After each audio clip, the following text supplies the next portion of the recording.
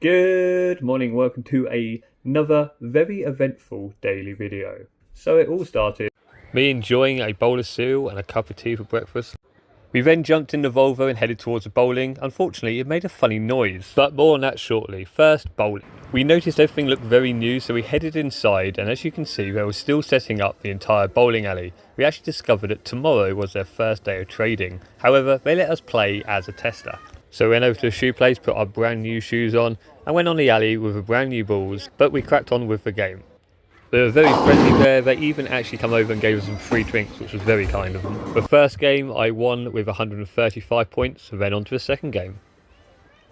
I'm not quite sure what Jacob's doing here.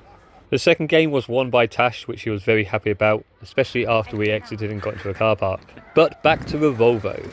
So me and Gib had a look at it and noticed it could be the alternator that's slipping, and so I phoned recovery. So obviously Tash, Gemma and Gib have taken the kids back to the campsite and left me here with a broken down Volvo.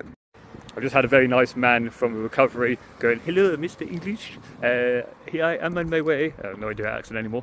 He's going to be 40 to 50 minutes time, so now I've got to stand here in 29-degree heat being ginger. Just popped into Laser Games like you do to get myself a nice cold can of Coke. Still there. Yeah. Within half an hour, the recovery guy turned up and took away the Volvo.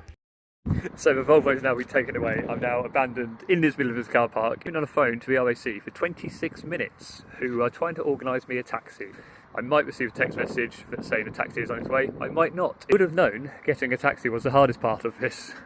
Anyway, update in a minute when hopefully I'm in a taxi. Me awkwardly saying I'm now in a taxi. Right, now back at the campsite. Taxi journey was okay. Only problem being now, how do we get home tomorrow? I had to pay 65 euros of my own money to get the taxi. I don't know what to do. So a very quick rundown. Basically the RAC said that I'd have to get a taxi to Cairn Port and get a ferry from Cairn to Portsmouth and then get me a car from Portsmouth back home. I'd have to pay for my own ferry. There wasn't any available till Monday. They said there's no hire car available for me to get to Calais. Then Tash looked on her phone and found there were hire car availables. So I phoned them back and they managed to sort me one out, but they can't guarantee it until 8:30 tomorrow when they phone them, and then I have to get back to Calais, leave a car there, and then have to pay P&O, my money to take me across as a foot passenger. However, I rang my work, so I work for DFDS, and very kindly they said it's fine. They will get me, Tash and Jacob back across as a foot passenger. So, we're now sitting here with a cup of tea Tash made me, no car on the drive, and yeah, I'm just going to spend our last evening here. Fingers crossed, 8:30 tomorrow I get a phone call and everything will be sorted. I shall see you tomorrow for another daily video. What's going to happen? Who knows? Until then, it's time for me to say Ginger Macro.